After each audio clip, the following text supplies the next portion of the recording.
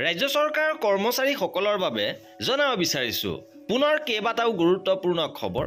ৰাজ্যৰ তৃতীয় চতুৰ্থ বৰ্গৰ কৰ্মচাৰীসকলৰ দৰমহাক লৈ গুৰুত্বপূৰ্ণ খবৰ আছে।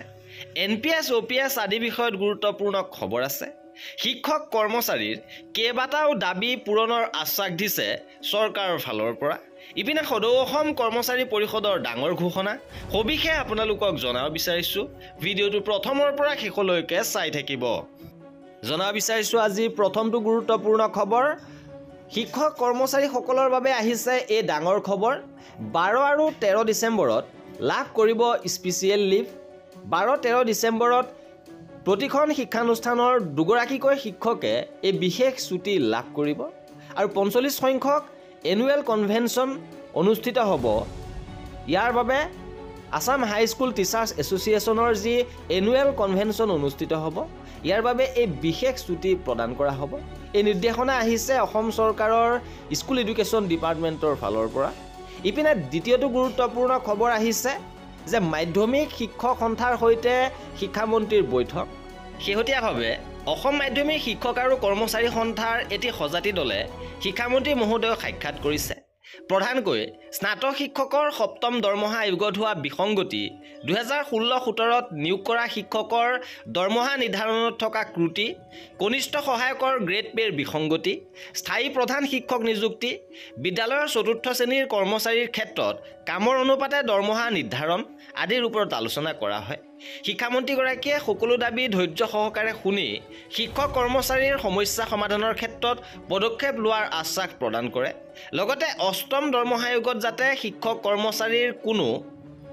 কৰ্মচাৰী কোনো কাৰণতে যাতে উপেক্ষিত নহয়, তাৰ বাবে মন্ত্ৰীগৰাকীয়ে আশ্বাস প্ৰদান কৰে। উচ্চ মাধ্যমিক বিদ্যালয়সমূহত প্ৰধান শিক্ষক নিযুক্তিৰ ক্ষেত্ৰত হোৱা বিলম্ব, যোৱা বছৰ উচ্চতৰ মাধ্যমিকলৈ উন্নীত কৰা 4 শতাধিক উচ্চ মাধ্যমিক বিদ্যালয়ত অধ্যক্ষ পদ সৃষ্টিৰ ক্ষেত্ৰত হোৱা অগ্ৰগতিৰ সন্দৰ্ভতো আলোচনা কৰা হয়।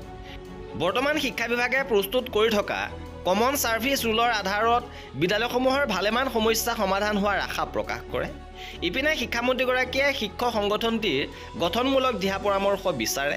শিক্ষকৰ ছুটি, বদলীকৰণ, ICT আৰু ভকেশ্যনেল শিক্ষকৰ অভাৱ অভিযোগসমূহ গুৰুত্ব সহকাৰে লয় আৰু ঠিকাভিত্তিক শিক্ষকসকলৰ নিয়মীয়াকৰণৰ ক্ষেত্ৰত যোগদানৰ তাৰিখক ভিত্তি হিচাপে লোৱাৰ দাবীও সংগঠনটোৱে উত্থাপন কৰে আৰু মন্ত্ৰীগৰাকীয়ে ইয়াৰ যোগদানৰ পৰাই SRDৰ অধীনৰ নিয়মীয়া শিক্ষকসকলক যোগদানৰ পৰাই অৱসৰকালীন সুবিধাসমূহ প্ৰদান কৰাৰ ব্যৱস্থা কৰাৰ প্ৰতিশ্ৰুতি প্ৰদান কৰে।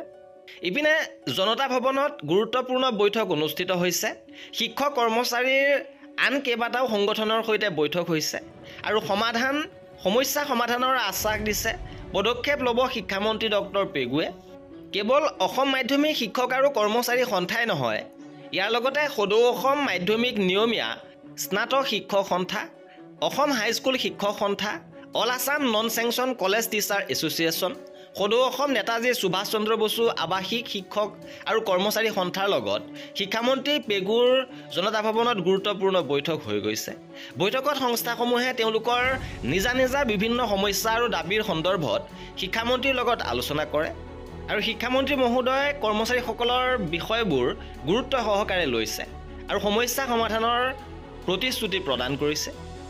ইপিনে ৰাজ্যৰ কৰ্মচাৰীসকললৈ সদৌ অসম কৰ্মচাৰী পৰিষদৰ আহ্বান। সদৌ অসম কৰ্মচাৰী পৰিষদে এইবাৰ লৈছে কেইবাটাও ডাঙৰ সিদ্ধান্ত। অহা 24 ডিচেম্বৰত ৰাজ্যৰ সমজিলা খণ্ড উন্নয়ন বিষয়া আৰু চক্ৰ বিষয়াৰ কাৰ্যালয়সমূহৰ জৰিয়তে পুৰণি পেঞ্চন নীতি বাহালৰ দাবীত স্মাৰকপত্ৰ প্ৰেৰণ কৰিব ৰাজ্যৰ মাননীয় মুখ্যমন্ত্ৰী মহোদয়লৈ আৰু ইয়াৰ পিছত গণস্বাক্ষৰ অভিযানৰ কাৰ্যসূচী লৈছে আৰু পৰৱৰ্তী সময়ত বিগত বৰ্ষৰ দৰে এইবাৰো 1 ফেব্ৰুৱাৰী তাৰিখে কলা দিৱস পালনৰ কাৰ্যসূচী লোৱা হৈছে। আৰু এয়া আছিলে আমাৰ আজিৰ ভিডিঅ'টোত। কৰ্মচাৰীসকলৰ সকলো খবৰ পাই থাকিবৰ বাবে আমাৰ চেনেলটো ছাবস্ক্ৰাইব কৰি ৰাখিব। ভিডিঅ'টো শেষৰলৈকে চোৱাৰ বাবে বহুত ধন্যবাদ।